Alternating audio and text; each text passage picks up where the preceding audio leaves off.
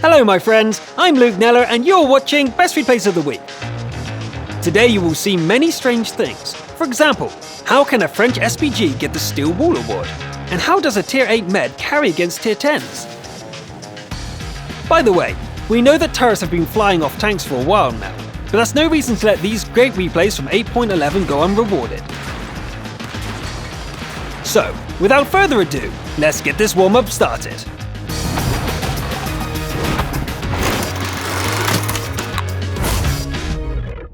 Today's warm-up is a little different. What follows is a veritable hit parade of misfortune and failure. We start at the mines. The Waffenträger Alpha Panzer IV is having a great game, dealing damage left and right. 7 kills in a Tier 10 game. At the end, the enemy are down to a single German TD of the same type, and we're about to discover that Lady Luck has a wicked sense of humor. A perfect shot sets the rival tank destroyer on fire, but at the very last moment, its parting shot hits home.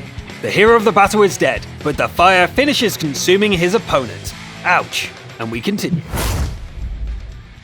The Object 261 has had a pretty nice start on Abbey.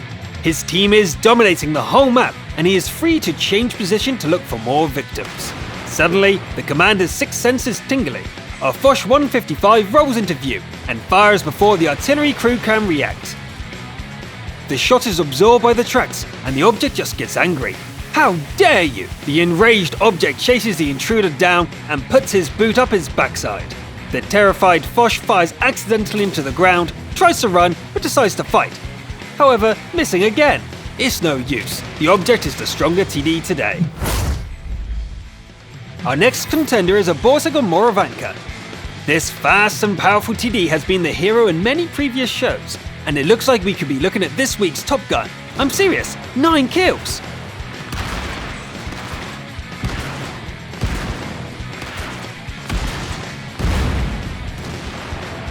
But of course, something goes wrong. A bit of misfortune, and, well, we saw this on mines, didn't we? The last enemy shows himself on the hill, shots are exchanged, and a desperate ram by the T-34-1 ends the battle in a tie with everyone dead. Himmelsdorf can be a rough neighborhood. The GW Panther and the Su-14-2 are just minding their own business, relaxing, and suddenly an ELC AMX rushes in and starts making trouble. Luckily, the guys know what to do. They just stop the troublemaker from leaving and let the security guard take care of the problem. Simple.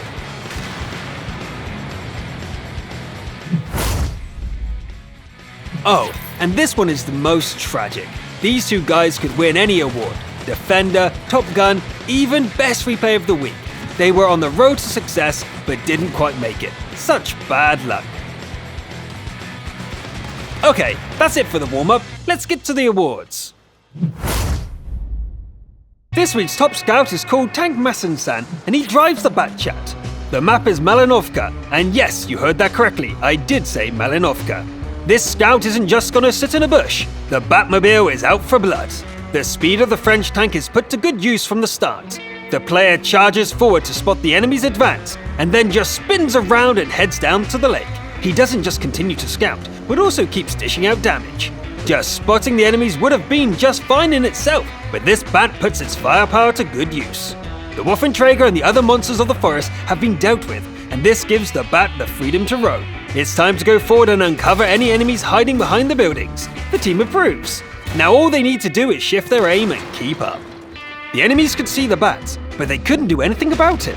As a result, they blew up without posing much of a threat. And the Batchat got almost 11,000 spotting damage and damaged about half of the enemy vehicles too. This is clearly the best scout of the week. Congratulations! This week's Steel Wall is a player behind the call sign Front Camper, driving an SPG. And not just any SPG, but a French one.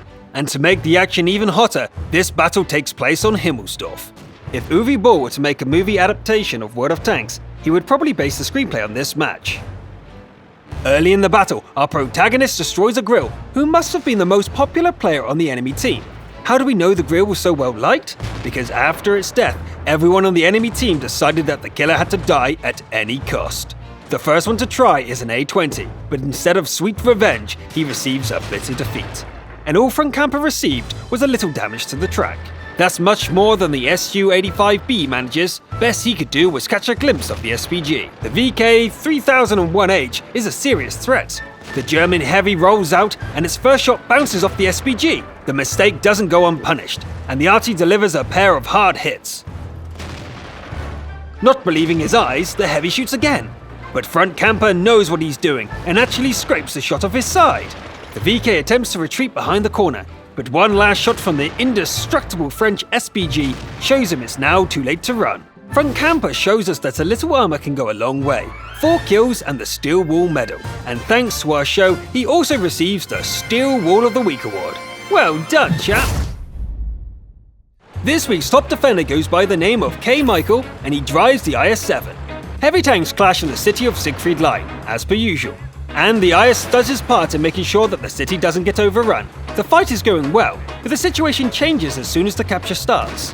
The 4 remaining enemies have decided to finish the battle early. There is no time to lose. The IS-7 rushes back towards the Allied base accompanied by a Batchat, but the formidable T-11OE5 has no intention of letting them pass unchallenged. K. Michael ignores the rival heavy and reduces the cap with a shot on the T-62A. The companion Batchat doesn't make it, so the brave defender is on his own. An Allied TD starts a counter-capture, and the AMX-5120 is doing his own thing somewhere. It's time to deal with the American rival. The enemy survives the first shot, and that is all the time that can be spent on him.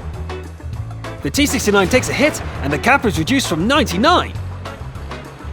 Now there is time to breathe again, and definitely long enough to send the T-11OE5 to the garage. And it's too early to celebrate. The red bar is still climbing faster than the green one. An accurate shot on the T-69 devastates the enemy's hope for victory, and another one on the T-62A makes it double sure. Now the AMX-5120 finally shows up, just in time to witness the hero of the hour giving the T-69 a Viking funeral. To make K. Michael feel even better, we award him a special medal, gold, and, of course, the title of Defender of the Week. The Sniper of the Week category traditionally consists of a series of 3 great shots. For the first one, we go to Erlenberg. Early on, the battle is going fine for the Allied team, with a score at 3-0. Our bronze medalist in his Su-152 has moved about 15 meters from the base. What can he accomplish from here? Let's have a look. The enemy VK-3001P doesn't even have time to come under the gun sight, but a truly great sniper fires on instinct anyway. Let's see it again. What a great shot! The second place goes to a tanker driving the T-29. The map is Swamp, the score is 9-9, and our sniper has a sad 0 on the kill counter. He is not happy, but here's his chance. An enemy SPG is spotted. A shot is fired, but the target is still alive. No real sniper will let a victim escape this easily. Track is moving by the fallen trees and take that finishing shot. Excellent! The first place and title of Sniper of the Week go to the player with the call sign The Gregor, driving his IS-7. We know all too well that the siren's howl in World of Tanks is like a mixture of yowling cats, crying babies, young singers, and nails on the chalkboard. All in all, it's not a relaxing sound. Our Sniper of the Week has had to listen to the siren all through this encounter battle, and he can't wait to have a chance to make the noise stop. The bar is at 100, and there is no time to hesitate even though the enemy cannot be seen. A blind shot connects, and the enemy Pershing sinks into the abyss, taking 45 capture points with it. The second shot is less spectacular, but still efficient, as the E-75 also leaves the battle. An easy third shot takes out the Borsig, and the team finishes off the remaining enemies. A series of great shots brings the Gregor the title of Best Sniper of the Week, a well-deserved reward for steady nerves under the siren's howl. Congratulations! And so we've made it to the main event, the Best Replay of the Week. The award goes to Ivan Tavir for a game in his Object 416. Our champion and his platoon end up in an encounter battle on the steppes, facing Tier 9 and 10 machines. Things look pretty grim, but what can you do? Let's see if he only brought a knife to this gunfight. The first group of enemies near the capture zone has been successfully dealt with, and this is where the real fun begins. 4 enemies begin a hard push against the Allies. In a well-timed flanking maneuver, the Object assassinates an IS-8 and carries on to take out a Foch as well. The Object is in its element, making great use of its mobility. Finish off the T-54E1 and witness how the FCM 50-ton platoon mate sacrifices himself to give the object a chance to crush the scuttling cockroach. The score is 9-11. That's not so bad, especially since the object is free to track down the enemy artillery. The low-tier prey has become the hunter, and we all know where that artillery camp can be found. Destroying the enemy artillery has made things a little easier, but now our champion is faced with a serious dilemma. 2 enemy TDs have surrounded the last ally, and he desperately needs help. Unfortunately, the base is also being captured. A moment of hesitation, and the choice is made. Arriving at the capture zone reveals the IS-7 in good condition. This is truly a duel between David and Goliath. Running around the enemy is a good idea, but don't forget that the 416's turret can't turn a full circle, and that the IS-7 isn't a slow tank. The heavy lands a shot with its mighty cannon, and now the object has no room for error. He is a one-shot kill. This looks like the end. There's really no chance to survive, except with a ricochet. Aim for the IS's weak spot, and yes! Whew! That must have felt like trying to kill a crocodile with a toothpick. And remember, the battle isn't over yet. As expected, the last teammate is now dead. It's time to be as cunning as possible. The object takes a long detour unless the enemies start the capture. All according to the plan. Reduce the cap and shave some hit points off the T-30. And now a second detour. That T-11OE4 is lucky to be alive, trading shots with a feisty T-30, and then it's time to go around once again. Except he can't. The T-11OE4 is there.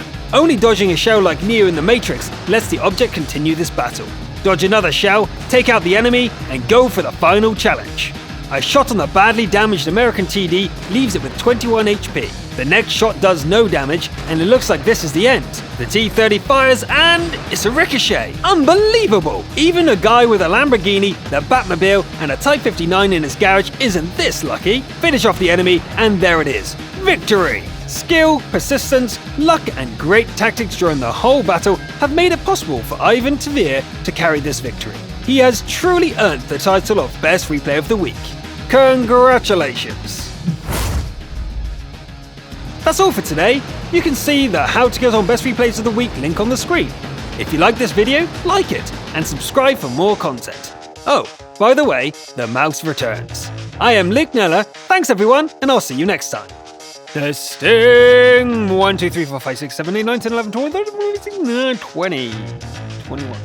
Hello! Are you ready to record, sir? Enjoy yourself. I will enjoy myself. Thank you very much.